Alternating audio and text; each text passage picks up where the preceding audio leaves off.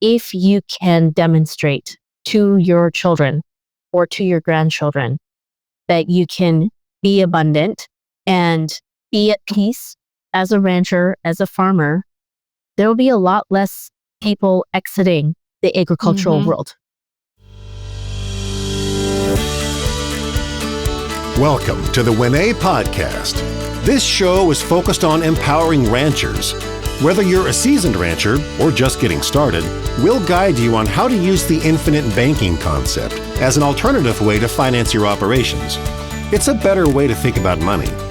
Join us as we discuss planning for the future, attracting the next generation, and the art of keeping more money within the family. Here's your hosts, Winnie and Lacey.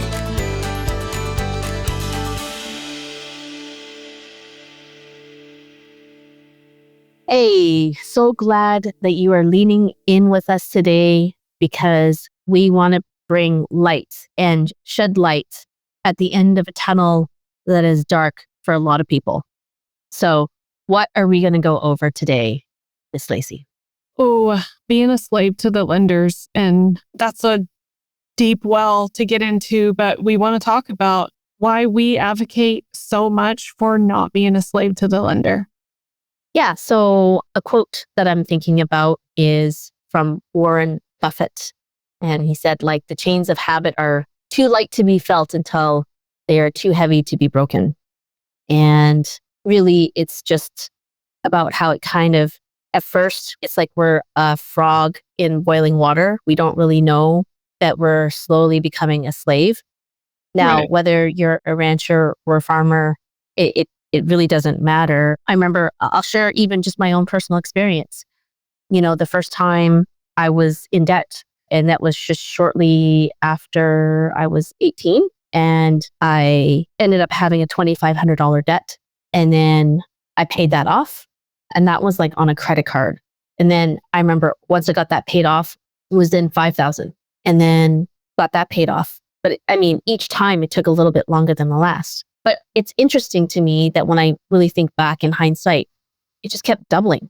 2,500 to 5,000 to then 10,000. It's all relative. Like, you know, of course, to most of you ranchers and farmers out there who deal in much bigger numbers, for myself who wasn't, and being in my very early 20s, it was huge. It was huge to me. And then, of course, top that off with then becoming pregnant and then having a child. You have to start to realize at some point, okay, this weight is getting heavy, kind of like alluding to what Warren Buffett says, like all of a sudden it's too heavy. And then depending on what other responsibilities you've just taken on, becomes even heavier to have it. Right. So my question to you is, so you had $2,500 the debt, paid it off, you $5,000. So was that because you just got more comfortable with having the debt? Because I know we hear people talk about that, how we have become comfortable, or we can be made to feel comfortable with debt. So that's an interesting pattern that yours started smaller and it grew.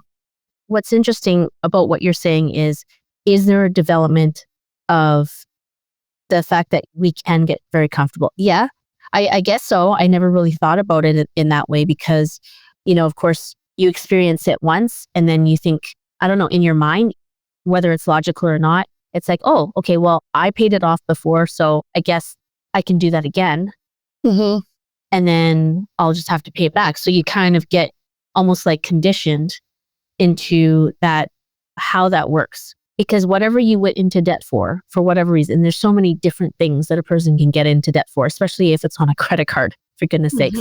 And some of it is, if you really actually, unless a person starts tracking, okay, what did I actually get into debt for? I'm thinking I probably did it for clothes or skiing because I was living out in Banff or something like that, right?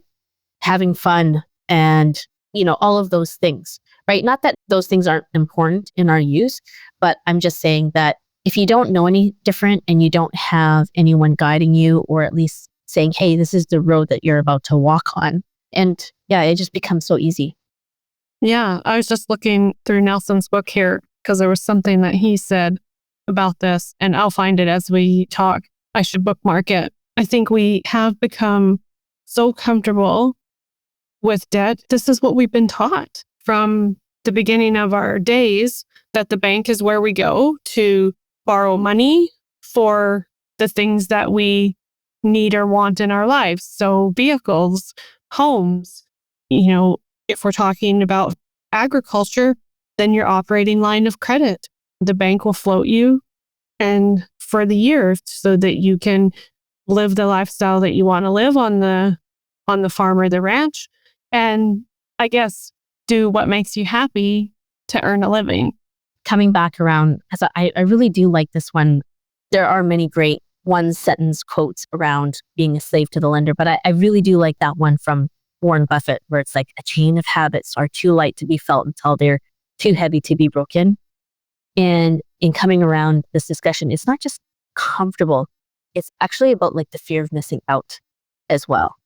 Yeah. Right. So like we borrow money to make sure like, oh, if a land comes up for sale right next to you, right? Or, it might not happen again. Or, hey, like it within your family or within your circle somehow, the season of life is changing for somebody else. And now it's your opportunity that you can step up to the plate and take over, right?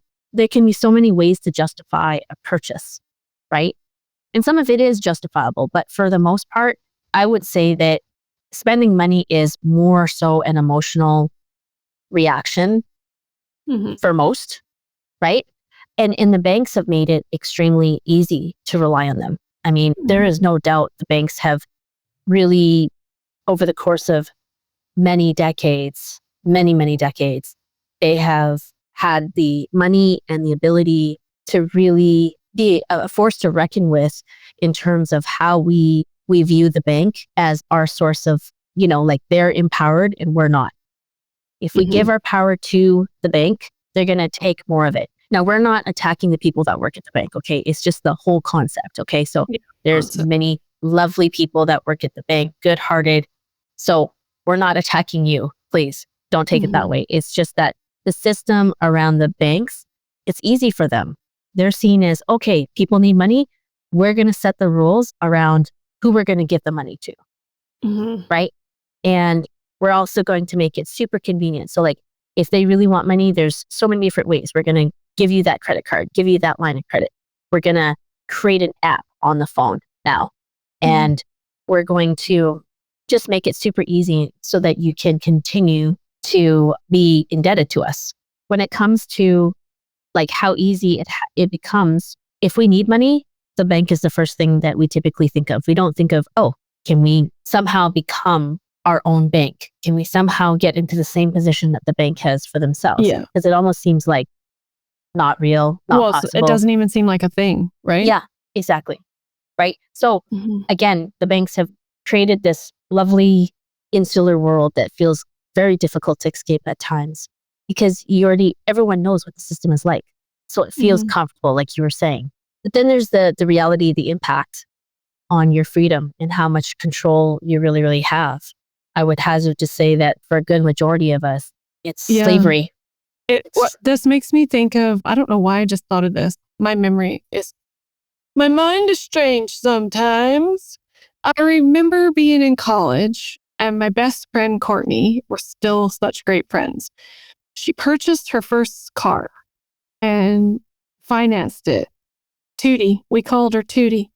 So she purchased this car, but then I remember sitting down with her. Her payment's this much. We had it down to a penny of like how many hours she had to work at her job, because we kind of worked at the same place, in order to pay her note on Tootie every month.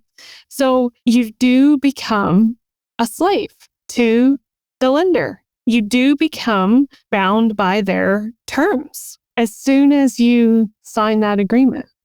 It's like this interesting thing where the banks are seen like the parent and like an authority.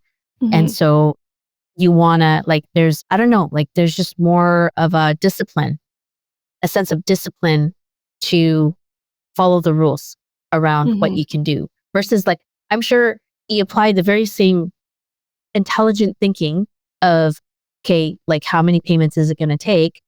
And why couldn't it have been okay, it's going to take me this much time to to save for it and then just buy it out in cash. Now, I'm not saying, like, there's quite a number of people who are cash people too. There is definitely, it's just human nature. There's way more people that don't have the same sort of self-discipline to just save on their own. And if they know that that cash is going to be sitting there, then they might spend it, right? There's Oh, very yeah. few people who are disciplined enough to like not touch it if it's there. Oh, yeah. Like, because we live in such a noisy world. We live in such a noisy place where, I mean, most people within 5 minutes of waking up, there's already things coming at us with marketing and the latest of this and the latest of that. It's a very noisy place to practice financial discipline. So the light at the end of the tunnel is, if it started out light for you and now it's become heavy. And the very fact is that, yes, we have to deal with the banks day in and day out. And you may feel like more of a slave than freedom, and feeling like you have a lack of control. You just don't have that true control of your life. You know, Lacey and I happily and with our whole heart, I mean, yes, we earn money doing this. And yet at the same time, this is our calling. This is our passion. And this is what we're happy. We just happen to earn money from doing it. But the infinite banking financial lifestyle really is a solution that helps to, break a really bad chain of habits. And it is a whole other system to step into that there's a bit of growing pains from it. But on the other side of that alternative path, you can experience so much more peace and less stress. I mean, you guys have so much, like, again, talking about the noise, but I mean, never mind the decisions you have to make around money.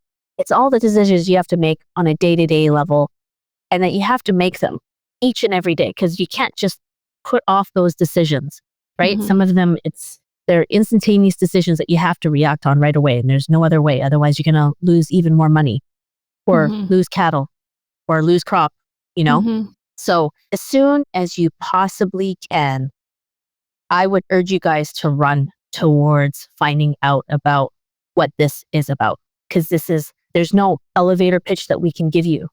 You really have to take the time to find out what this is, unlearn what you've learned, and find out that there's a better way to do it. You owe yourself the time that it takes to read the book or listen to the audio version, because it really can be your answer if it resonates with you. It sure did with me.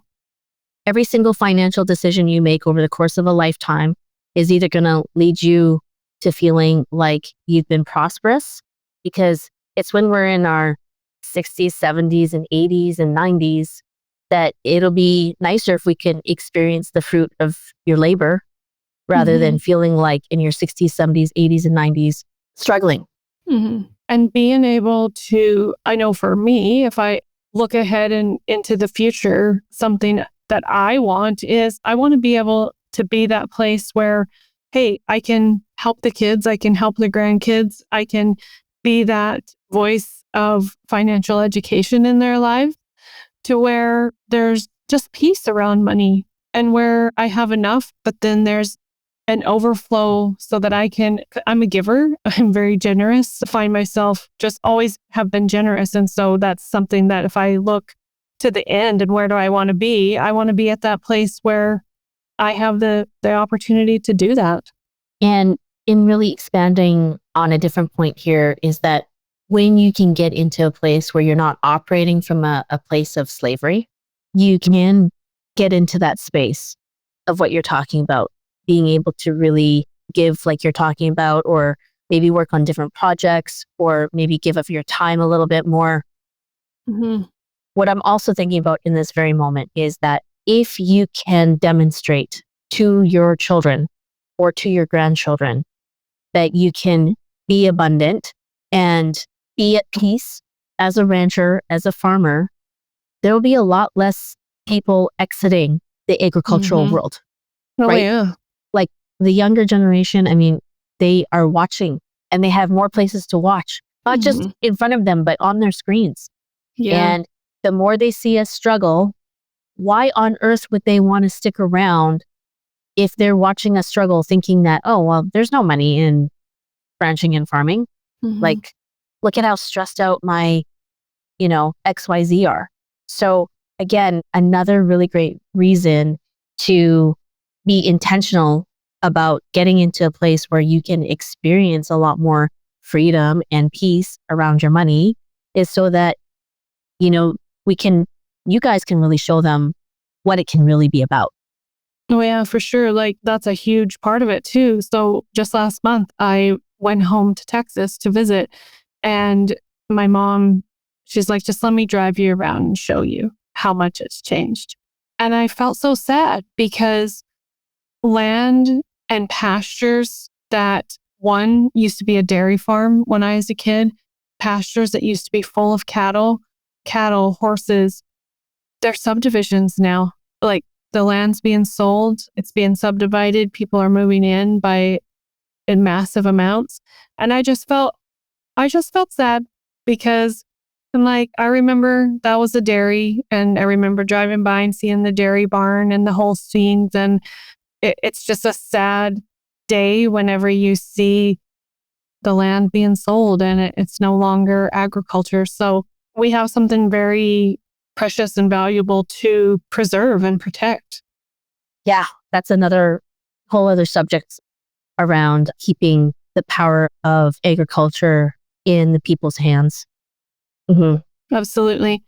So we appreciate you for being here. Thank you so much for listening. If you feel like this resonated with you, you like this podcast, please share it with someone that you feel would like it as well. Head over to our website. We want to hear from you. Questions, comments, feedback, or our YouTube channel. Like you can actually watch us on YouTube, and we would love comments. So grab your book on our website, and we will see you on the other side. So glad you leaned in with us on the WinEH podcast. We truly hope you're feeling more informed and empowered to take another step towards optimizing your financial life. Right now, make sure you hit subscribe so you can keep growing and learning with us. Until next time, we wish you prosperity in every area of your life.